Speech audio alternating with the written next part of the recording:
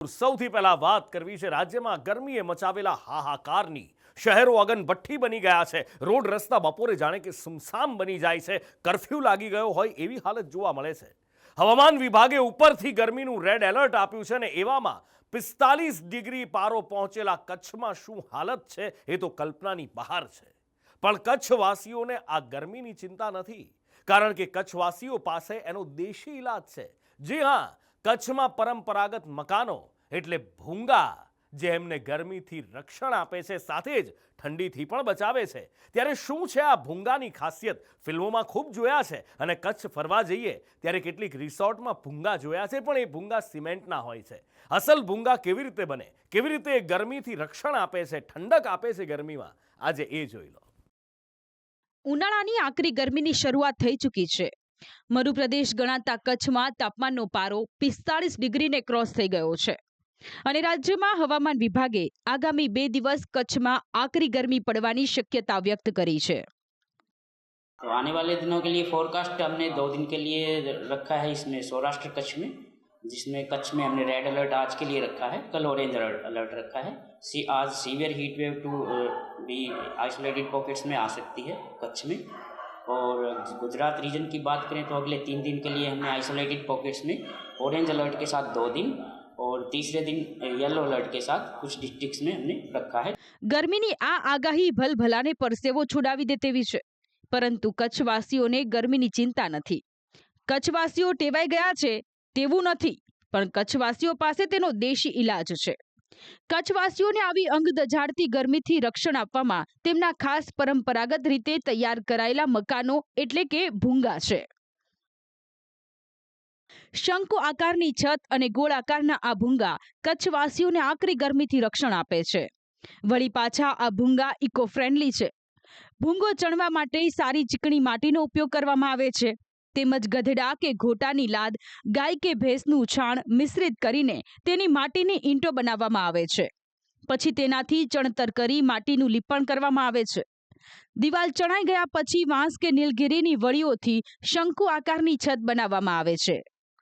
ભૂંગાની દિવાલ અંદાજિત 9 ફૂટ ઊંચી અને 1 ફૂટ પહોળી હોય છે અને ભૂંગાનો વ્યાસ 18 ફૂટ સુધી રાખવામાં આવે છે। ભૂંગાની શંકુ આકારની છત પવનના પ્રવાહને અટકાવવાને બદલે આજુબાજુમાં વહેંચીને પસાર થવા દે છે। અહીંયા આપણે ભૂકંપ સમયે 250 ભૂંગા, જે પુનર્વસનનું ખાસ ભૂકંપમાં જે એમ કહેવાય કે ભૂંગા જ બચ્યા હતા, અને એ ભૂંગા આગલી જે આપણી જે કચ્છી ભૂંગા કહેવાય, અને હાલમાં એ ભૂંગા સિંધ, કચ્છ અને રાજસ્થાનમાં આવેલા છે। એ ભૂંગાઓની વિશેષતા એ કે એ ભૂંગાઓ આજે આપણે જોઈએ તો ભારતના ઘણા વિસ્તારોમાં રિસોર્ટમાં, પછી એના સિવાય અલગ પોતાના રહેવા માટે ભૂંગા બનાવવામાં આવે છે। એ ભૂંગામાં આપણે જે કચ્છી જે કહેવાય કે તળાવની માટી, એમાં કચ્છી આપણું જે બધું અહીંયા ઘાસ છે એ ત્યાં વાપરવામાં આવે છે, અને ઈંટો, એના સિવાય અલગ જે ડિઝાઇનમાં મડવર્ગ, એ કચ્છી જે કલા છે એમાં રંગરોકાણ કરી અને કચ્છી જ માટીથી આ ભૂંગા બનાવવામાં આવે છે। કચ્છના પરંપરાગત ભૂંગા ન માત્ર આકરી ગરમીથી રક્ષણ આપે છે, વાવાઝોડા, ભૂકંપમાં પણ રક્ષણ આપે છે। એક ભૂંગો બાંધવામાં 2 મહિના કરતા વધારેનો સમય જાય છે। ભૂંગા બાંધવામાં પણ બહુ ખર્ચ થતો નથી। જો કે હવે લોકોની આર્થિક સ્થિતિ સુધરતા લોકો પાકા મકાનો કે પાકી દિવાલો અને નળિયાવાળી છત ધરાવતા ભૂંગામાં બનાવે છે।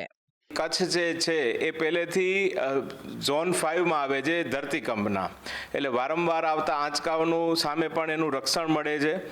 વિષમ આબોહવા, જ્યારે વાવાઝોડા વારંવાર આવતા હોય, જ્યારે વારંવાર ગરમી એકદમ પડતી હોય, જ્યારે ખૂબ વરસાદ પડતો હોય, આ બધી પરિસ્થિતિઓમાં લોકોને ટકાવવા માટેનું કામ અને કચ્છની ઓળખ ઊભી કરવાનું કામ, અત્યારે વિદેશી સહેલાણીઓ આવીને કચ્છમાં ફક્ત ભૂંગામાં રોકાવાનું નક્કી કરતા હોય છે, અને એ લોકો માટે એક આગવી ઓળખ છે। ગરમીના દિવસોમાં ભૂંગાનું તાપમાન અને બહારના તાપમાનમાં મોટું અંતર રહે છે। બહાર જો 45 ડિગ્રી તાપમાન હોય તો ભૂંગામાં 5 થી 7 ડિગ્રી ઘટી જાય છે। તો એક ઇન્ડિયન કલ્ચરને એક હાઇલાઇટ કરે છે આ વસ્તુઓ, ચાહે કોઈ પણ ઋતુ હોય, શિયાળો, ઉનાળો, ચોમાસો, એમાં રહીને એક અલગ જ જાતની ફિલિંગ આવે છે, જે ફોરેનર લોકોને અને બાકી ગામડાની વિલેજ અથવા તો જે લાઇકવાઇઝ ગામડાની જે એક સંસ્કૃતિ છે એની એક આગવી ઓળખ બતાવે છે. અને એક હોટલ બેઝ થીમ થઈ ગઈ જે યુનિવર્સલી બધી હોટલ અપનાવે છે. કચ્છમાં અતિશય ગરમી અને ખૂબ ઠંડી પડે છે. તેનાથી બચવા માટે ભૂંગામાં જે 1 કે 2 બારી હોય છે તેની સાઈઝ નાની હોય છે અને બારણું પણ નાનું રખાય છે, જેથી બહારની ગરમ કે ઠંડી હવા અંદર ન આવી શકે. એટલે ભૂંગો લો કોસ્ટ હાઉસિંગ નહીં પણ નો કોસ્ટ હાઉસિંગ છે. કેટલાક ઇતિહાસકારોના મત છે કે ધોળાવીરમાં હડપ્પીય સંસ્કૃતિના અવશેષોમાં પણ ગોળ આકારના મકાનોના નિશાન છે, જે ભૂંગા જેવા લાગે છે, જે ઈસવી સન પૂર્વે 1300ની આજુબાજુ બંધાયેલા જણાય છે. તે રીતે કચ્છના ભૂંગા પણ હજારો વર્ષથી લોકોના રહેણાંક રહ્યા હોય તેવું મનાય છે. આજે વર્ષો પછી જેમ જેમ પરિવર્તન આવતું ગયું છે એમ બધા ભૂંગામાં પણ ચેન્જીસ થતા ગયા છે કે બધા સિમેન્ટના ભૂંગા કરી નાખ્યા છે, ઉપર વડે ઘાસ, એટલે ભૂંગાનો આકાર એ લોકો એમને એમ રાખ્યો, બાકી સિમેન્ટનો ઉપયોગ વધારે કરી નાખ્યો. કારણ કે એ માટીના ભૂંગામાં એ લોકોને દર વર્ષે મહેનત કરવી જ પડે. વરસાદ આવે એટલે માટી ધોવાય, એટલે દરેક વરસાદની સિઝન પછી તમામ ગામના લોકોએ, તમામ ભૂંગાવાળાઓએ એમના ભૂંગાને ફરીથી આખા લીપવા પડે માટીથી. એટલે એને માટે ઘોડાની લાદ હોય, માટી હોય, બધું ભેગું કરવાનું, પલાળવાનું, એ બધું કરવાનું, ને પછી બધું લીપણ કામ ચાલુ થાય. એટલે દર વર્ષે મેન્ટેનન્સમાં એ લોકોને મેઇન એ જ રહેતું એ વખતે ગામમાં કે ભાઈ એ મહેનત એ લોકો કરી પણ લેતા. બહારથી સામાન્ય લાગતા ભૂંગા અંદરથી કલામંડિત, આકર્ષક હોય છે. અંદરની અને બહારની દિવાલો ચિત્રો, ડિઝાઇન અને રંગોળીથી સુશોભિત કરવામાં આવે છે. અને સૌથી વધારે ધ્યાન ખેંચે એવી તેની રંગબેરંગી છત હોય છે. કચ્છના રણના ભારે પવનો, વાવાઝોડા, ભારે તાપ અને ભયંકર ઠંડીમાં પણ વર્ષો સુધી ટકી રહેનારા ભૂંગા કચ્છી લોક ઇજનેર કૌશલ્યનો અદ્ભુત નમૂનો છે. બ્યુરો રિપોર્ટ, સંદેશ ન્યૂઝ.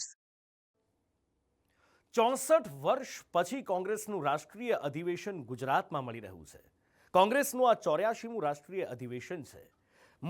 દેશભરના મોટા કોંગ્રેસના નેતાઓ ગુજરાતના મહેમાન બન્યા છે. અધિવેશનના પહેલા દિવસે સરદાર સ્મારક પર કોંગ્રેસ વર્કિંગ કમિટીની બેઠક મળી. એમાં પ્રસ્તાવિત મુદ્દાઓ પર આવનાર 2 દિવસ હવે વિસ્તૃત ચર્ચા થશે. કોંગ્રેસના 84માં રાષ્ટ્રીય અધિવેશનને લઈને પાર્ટી સુપ્રીમો રાહુલ ગાંધી, સોનિયા ગાંધી અને રાષ્ટ્રીય અધ્યક્ષ મલ્લિકાર્જુન ખડગે સહિતના નેતાઓએ ગુજરાતમાં ધામા નાખ્યા છે. 3 દિવસના આ રાષ્ટ્રીય અધિવેશનમાં દેશભરના 1700થી વધુ કોંગ્રેસ કમિટીના પ્રતિનિધિઓ ભાગ લેશે, જેની શરૂઆત આજથી CWCની બેઠકથી થઈ. પહેલા દિવસે મળેલ CWC બેઠકમાં સંગઠન, પાર્ટીને કેવી રીતે મજબૂત કરવી, 2027ની ગુજરાત વિધાનસભાની ચૂંટણી, સત્તાનું વિકેન્દ્રીકરણ, ગઠબંધન, પ્રબંધન અને જનસંપર્કના કાર્યક્રમો જેવા મુદ્દાઓ પર ચર્ચા કરવામાં આવી. કોંગ્રેસ નેતા સચિન પાયલટે બેઠક બાદ નિવેદન આપ્યું કે અહીંથી નીકળેલો સંદેશ આખા દેશમાં જશે, તો ગૌરવ ગોગોઈએ ટ્રમ્પના ટેરિફનો મુદ્દો ઉઠાવ્યો. आने वाले समय में जो रणनीति होगी, जो कार्य योजना होगी, उस पर चर्चा आज कर रहे हैं. जो संदेश आज यहाँ से निकल कर जाएगा और कल के अधिवेशन में वो रेखांकित होगा, वो पूरे भारतवर्ष में तमाम कार्यकर्ताओं तक पहुंचेगा.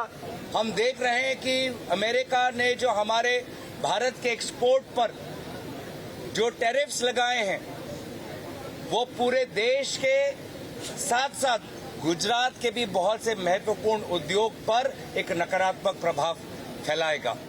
કોંગ્રેસ વર્કિંગ કમિટીની 4 કલાક ચાલેલી બેઠક બાદ કાર્ય સમિતિના તમામ સભ્યોને પટેલ અ લાઈફ નામનું પુસ્તક અપાયું અને તે બાદ સરદાર સ્મારકની બહાર નેતાઓનું ફોટો સેશન યોજાયું. પાર્ટી પ્રવક્તા જયરામ રમેશે જણાવ્યું કે ગુજરાતમાં અધિવેશન થવું એ જ વિશેષ છે. સરદાર પટેલની 150મી જન્મજયંતિ નિમિત્તે બેઠક થઈ રહી છે. મહત્વનું છે કે બુધવાર અને ગુરુવારે યોજાનારી બેઠક અમદાવાદના રિવરફ્રન્ટ ખાતે મળશે, જેમાં CWCમાં પ્રસ્તાવિત થયેલા મુદ્દાઓ પર વિસ્તૃત ચર્ચા થશે. કોંગ્રેસના આ અધિવેશનની થીમ ન્યાયપદ, સંકલ્પ, સમર્પણ અને સંઘર્ષ છે. જોકે આ અધિવેશન ગુજરાતમાં સંગઠનને મજબૂત બનાવવા અને 2027ની વિધાનસભા ચૂંટણી માટે રોડમેપ તૈયાર કરવાની દિશામાં એક મોટું પગલું હશે. બ્યુરો રિપોર્ટ, સંદેશ ન્યૂઝ.